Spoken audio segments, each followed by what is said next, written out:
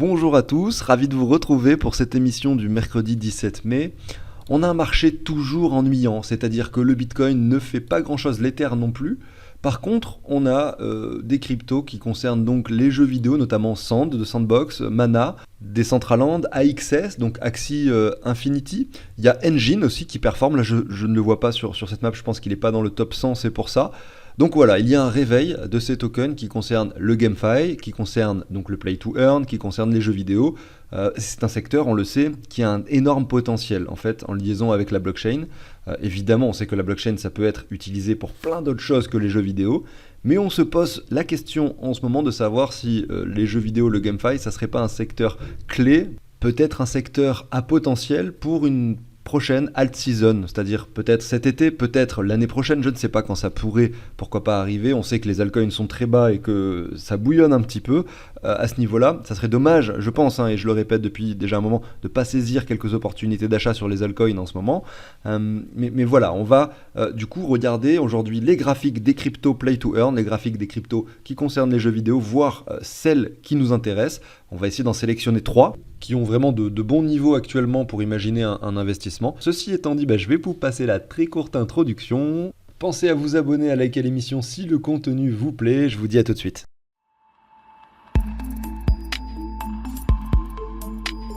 Allez, c'est parti. Avant de débuter, je voulais vous remercier, en tout cas pour les commentaires que vous avez pu laisser sur l'émission d'hier, qui sont très encourageants, puisque je faisais part en fin d'émission des difficultés que j'ai au quotidien un peu avec cette chaîne YouTube, en tout cas pour la faire évoluer, pour gagner en abonnés, gagner en vues, etc. On sait que l'algorithme YouTube est très très difficile à manipuler et qu'il faut quand même faire des choses très aguicheurs pour pouvoir au quotidien maintenir, on va dire, une certaine progression sur sa chaîne YouTube. Voilà, bon, je vais débuter directement avec les analyses. J'ai laissé un petit post sur YouTube ce matin, peut-être que vous ne l'avez pas encore vu ou pas vu du tout, simplement pour vous évoquer le fait que TRX Tron a un graphique extrêmement intéressant. Puisque, regardez, vous l'avez à l'écran ici, je vais aller directement sur le graphique, ça sera plus simple. Mais concrètement, on peut se demander qu'est-ce que c'est que ce graphique, mais d'où ça sort quoi. La crypto-monnaie finalement à laquelle je ne croyais plus du tout à un moment donné est en train de se réveiller alors que lors de toute la phase haussière finalement de 2021-2020, il ne s'est rien passé sur Tron. Et depuis, vous voyez, elle casse des niveaux en termes de clôture, elle revient sur un point de support intéressant. Donc là, je suis sur le graphique par rapport au Bitcoin. Ça montre simplement que Tron, finalement, lors de la précédente phase haussière, n'a rien fait. Sa réelle euphorie, c'était en 2017-2018. Finalement, elle était un peu absente du game, on va dire, lors du précédent bull run, et qu'en fait, là, on est en bear market et on se rend compte de sa puissance et de sa résilience. Ce qui prouve peut-être qu'en fait, le projet est tout de même plus solide que ce que l'on pourrait le penser, qu'on est sur un point de support sur lequel on rebondit assez fortement, et qu'il y a des investisseurs qui sont présents pour empêcher le cours de descendre. Et vous voyez que depuis le mois de janvier 2021, donc c'est-à-dire quand même depuis 2 ans, on est en tendance haussière sur Tron par rapport au Bitcoin. Il y a très peu de cryptos pour lesquels c'est le cas d'avoir une tendance haussière comme ça, avec une crypto qui surperforme le Bitcoin sur ces 2 dernières années qui en plus sont des années où on a eu quand même un crash assez important, notamment en 2022 je parle. Voilà, donc c'était le petit message sur Tron que je voulais vous faire passer avant de débuter cette émission. On fait un tour rapide sur le Bitcoin. Donc là on est sur les 26 800, on se pose toujours la question de savoir si on va rejoindre cette ligne qui représente clairement les 25 400, on va dire 25 500 grosso modo. On n'y a pas été concrètement ici, je m'attends pourquoi pas à une clôture hebdomadaire vers cette ligne avant d'imaginer pourquoi pas un point de support, c'est-à-dire un point où le cours, on va dire, jongle un petit peu avant de prendre une décision, soit à la baisse, et donc à ce moment-là, ça veut dire que jusqu'à décembre 2023, on risque d'être dans quelque chose de pas si intéressant que ça, en termes en tout cas de valeur spéculative sur les cryptos, soit un rebond par le haut, et à ce moment-là, on peut peut-être avoir une petite phase d'euphorie, d'autant plus que le crypto fear and greed, et donc le sentiment d'euphorie n'a pas encore été extrême depuis ce début d'année, depuis cette hausse qu'on est en train de vivre là sur le Bitcoin. On n'a pas eu de réel, en fait, on n'a pas subi de réelle euphorie. Est-ce que ça va se produire ? J'en sais rien. Alors, je passe sur les tokens Play to Earn, les tokens qui concernent les jeux vidéo, liés de plus ou moins loin finalement à ce secteur. Je débute avec Sandbox. On voit qu'on revient sur des niveaux extrêmement faibles par rapport à la TH, que là c'était clairement de la spéculation que l'on peut considérer comme excessive, que désormais la chute, qui était très violente au départ, a bien ralenti désormais et est clairement en train de ralentir encore plus en ce moment, en tout cas par rapport au dollar, hein, ici, sur Sand.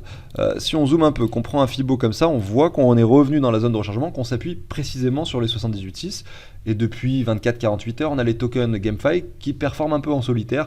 Donc je parle de Sand, ça se voit pas trop sur le graphique parce que là je suis en weekly, c'est très léger la hausse. Je parle de Mana, je parle de Engine, des choses comme ça. Donc si je zoome sur ce graphique, je me mets en daily, effectivement on peut voir que ça fait depuis déjà quelques jours que ça monte. Si je prends la mèche basse, la mèche hausse, on a la mèche basse et la mèche haute, pardon, on a 13% de hausse sur le token. Maintenant, si je dérive sur son graphique par rapport au Bitcoin, c'est pas fameux hein, non plus, on fait que de chuter, là ça ralentit pas mal. Mais ça sera peut-être pas une des cryptos que je sélectionnerai, en tout cas dans les 3 qui sont les plus intéressantes concernant donc la partie GameFi pour investir maintenant. Mais il faut noter quand même que là, pour un palier, c'est quand même pas si mal.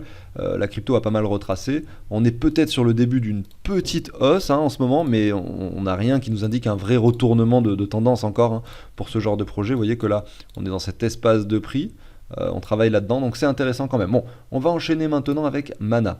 Alors Mana, il a un graphique à peu près similaire, en tout cas par rapport au dollar. Si je le regarde par rapport au Bitcoin, c'est la même chose, exactement en fait. On fait également un nouveau plus bas ici, comme sur Sand. On revient travailler dans cet espace de prix. Voilà, donc la conclusion pour Mana est honnêtement exactement la même. Je vois une différence. La différence que je vois ici, c'est que sur le RSI, là, on est en train, vous voyez, de monter de façon assez intéressante. Et on peut supposer que là, effectivement, cette divergence puisse se traduire par quand même une hausse sur Mana. Et d'ailleurs, je me demande... Je pense que je vais aller voir sur le graphique, c'est peut-être plus simple sur Mana Bitcoin, Mana dollar, pardon, je me mets sur une journée. Et je regarde un peu la performance, j'avais enregistré 13%, vous voyez que sur Mana on est plutôt à 20%.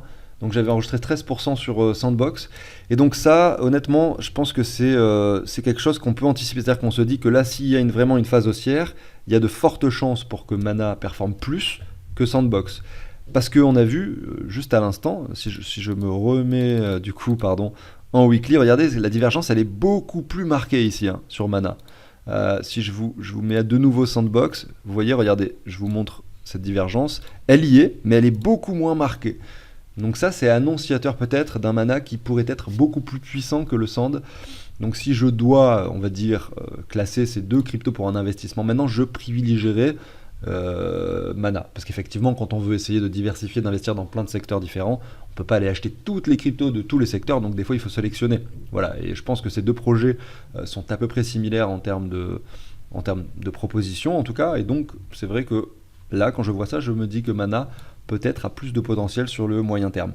Maintenant, il y a IMX, qui a pas grand-chose à voir, puisque là, on est plus sur, on va dire, un layer 2, une blockchain layer 2. On voit que le token, donc depuis le mois de février 2022, est plutôt latéral par rapport au Bitcoin. On est dans un joli range qui se dessine assez proprement.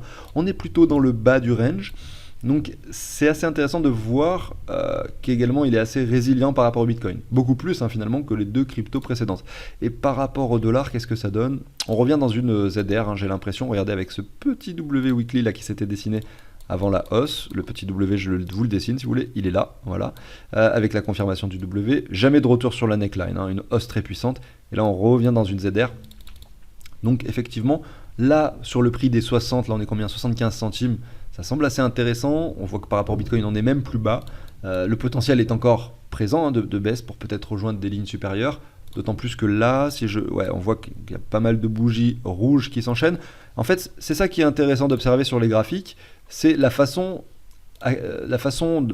pente actuelle, comment est-ce qu'elle se matérialise. On voit que la pente actuelle, vous voyez, elle est quand même importante, voire même de plus en plus importante. Regardez, là c'était la pente précédente, et la pente suivante est plus importante. Il n'y a rien encore qui nous indique un retournement, vraiment rien, en tout cas sur le daily ici, sur le court terme, sur le weekly, etc. On voit que sur le long terme, on est sur un point pertinent de support, mais ça semble ne pas être immédiat quand même. Le risque de faire un nouveau plus bas est très important, mais ça n'empêche pas de mettre des paliers quand même. Voilà, IMX, donc Immuable Protocol, je pense que c'est un projet à fort potentiel également, et qui montre de jolis signes de résilience par rapport au Bitcoin. On continue avec AXS. Alors qu'est-ce qui se passe sur AXS? Regardez-moi cette bougie journalière. Si je me mets en 1 heure, qu'est-ce que ça donne? Voilà, en fait, c'est ça. C'est bien ça ce matin quand ça s'est passé, vous voyez, c'est assez marrant de voir ça. Parce que ce matin, je regarde un peu l'actualité crypto. Comme je le fais tous les matins, je vois Mana, alors il n'y avait pas XS encore, mais je vois Mana, je vois Sand. Puis ensuite, je tombe sur un article que je ne trouve plus d'ailleurs, mais qui parlait de Mana, qui parlait de Sand et du fait que effectivement Engine également était en train de performer ce matin. Et ensuite, qu'est-ce qu'on voit? Eh bien, on voit que ça continue dans cette lancée de tokens donc, de ce secteur de jeux vidéo, avec le token AXS qui passe, regardez ici, donc c'était là, c'est sur moins de, probablement en 5 minutes, hein, ça a dû se faire très très rapidement. Je pourrais zoomer peut-être sur du 15 minutes, ouais, en moins, enfin, mais moins de 15 minutes, ça s'est fait cette hausse, ça c'est extraordinaire, voilà. En 15 minutes précisément, avec 3 bougies vertes, on a eu, du coup, voilà, 16% de performance sur le token très rapidement. Donc, en fait, c'est assez intéressant de voir tout ça.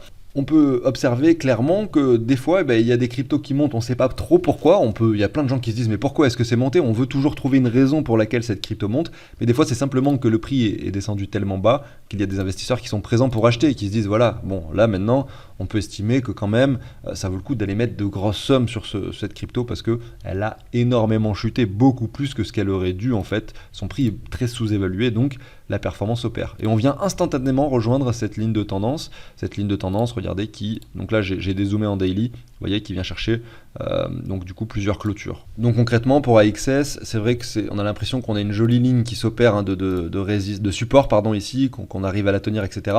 Mais attention, c'est aussi parce qu'on a le marché global des cryptos qui a beaucoup performé ces derniers mois. C'est vraiment par rapport au Bitcoin, je pense qu'il faut regarder les cryptos. Et vous voyez qu'on est sur un plus bas historique sur AXS, malgré cette petite bougie verte. Je pense qu'on a du souci à se faire, hein. On peut revenir sur ce point de résistance et encore faire un nouveau plus bas si enfin, c'est tout à fait envisageable, il n'y a aucun signe de reprise. Là on est sur cette tendance baissière de fond long terme au niveau de ce token. Donc pareil, là parmi la liste, pour l'instant, pour moi le plus intéressant c'est IMX. AXS en revanche est probablement celui qui est le moins intéressant pour l'instant.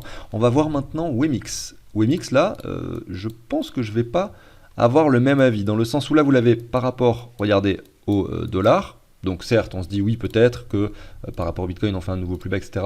On est dans la zone ZR, c'est très propre. Et par rapport au Bitcoin, je l'ai regardé avant, hein, c'est pour ça que je le savais avant de vous le dire, là on n'est pas en train de faire un nouveau plus bas. Donc graphique plutôt intéressant, on a de la marge même encore avant, pourquoi pas d'être sur quelque chose, un niveau inférieur. Alors qu'on l'a vu, on vient de le voir sur AXS, on a déjà fait un plus bas depuis bien longtemps, et elle montre aucune résilience par rapport au Bitcoin. Donc j'aurais du mal à privilégier AXS. Par contre, Wemix avec Immuable, là c'est les deux meilleurs graphiques en tout cas de ceux que nous avons regardés jusqu'à maintenant.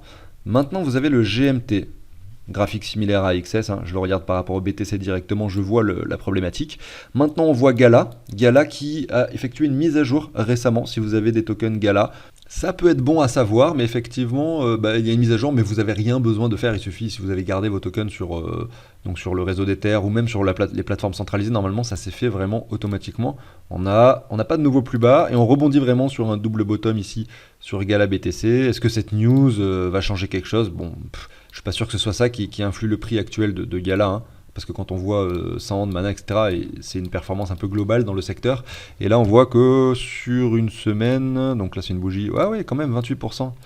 Ah, ça a peut-être influé, hein, un petit peu sur son prix, hein, cette nouvelle de mise à jour du token. Après, ça vaudrait le coup, je pense, de se renseigner en détail. Pourquoi est-ce qu'ils ont fait cette mise à jour et qu'est-ce que ça va changer sur le protocole et le réseau. Voilà pour Gala, qui a d'ailleurs un beau graphique, hein. Là, on était par rapport au dollar, mais on voit que par rapport au Bitcoin aussi, il est très joli. Donc en l'occurrence, on verra à la fin, je vais essayer de vous dire un peu les graphiques que je préfère, mais je le garde en mémoire. Je passe maintenant sur Wax. Wax également, projet très intéressant. J'ai de l'argent sur cette blockchain qui, je crois, je vais peut-être dire des bêtises, désolé si c'est le cas, je crois que c'est un rapport avec Cosmos, mais je suis pas sûr. Je l'ai utilisé il y a longtemps, hein, le wallet, j'ai joué à Alien World, donc le jeu principal, un des jeux les plus joués sur la blockchain. Et je pense qu'il y a beaucoup de bots en fait qui font des actions sur ce jeu. Et ça m'a pas forcément beaucoup plu, mais j'ai toujours mes WaxP, mes tokens WaxP qui sont stockés sur mon wallet décentralisé. Et là vous avez, regardez, une tendance baissière de fond, très long terme. Je me rappelle quand j'avais acheté du WaxP d'ailleurs, il valait 30 centimes. Combien il vaut là maintenant? 5,8, voilà. Donc vous voyez qu'on a tous pris un peu cher, hein, sur nos investissements. Et ici, regardez, on est assez résilient, donc on le voit par rapport au dollar, c'est pas mal. Mais par rapport au Bitcoin, malheureusement, on est sur une tendance baissière qui continue. et qui s'écrase un peu dans les profondeurs, mais on a peut-être un début de divergence ici sur le RSI. Voilà, pas le graphique que j'ai envie de privilégier. Je passe sur Illuvium, pas mal par rapport au dollar. Et là non, pas bien par rapport au Bitcoin, pas cool, parce qu'on fait un nouveau plus bas, vous l'avez compris. Engine pareil, nouveau plus bas, mais on a une sorte de ligne de support, un peu comme sur WaxP ou sur d'autres. Donc pour conclure, je sélectionne 3 cryptos pour vous parmi cette liste pour un palier qui semble vraiment intéressant en ce moment, d'autant plus qu'on a l'altcoin dominance, on le sait, qui se trouve sur un support extrêmement important. La première c'est IMX, donc ici que vous avez à l'écran. On a ce range, on est en bas du range par rapport au Bitcoin, très beau graphique. La deuxième, c'est Wemix. Wemix, pareil, résilience par rapport au Bitcoin qui est prouvée. On revient très très bas, pas sur un double bottom. Mais attention tout de même sur cette crypto, il faut quand même constater, alors je vais me mettre par rapport au dollar pour vous montrer ça, le prix actuel est des 85 centimes et le bottom est de 15 centimes. Donc même si on n'est pas loin du bottom et que le graphique vous montre quelque chose d'assez intéressant, il faut toujours quand même regarder de près ce que ça donne. Qu'est-ce que vous prenez comme risque ici? Vous prenez un risque de moins 85% quand même. Donc attention à la quantité, à la somme d'argent que vous pourriez mettre sur ce genre de token. Donc là c'était IMX et WMX qui ont de très beaux graphiques.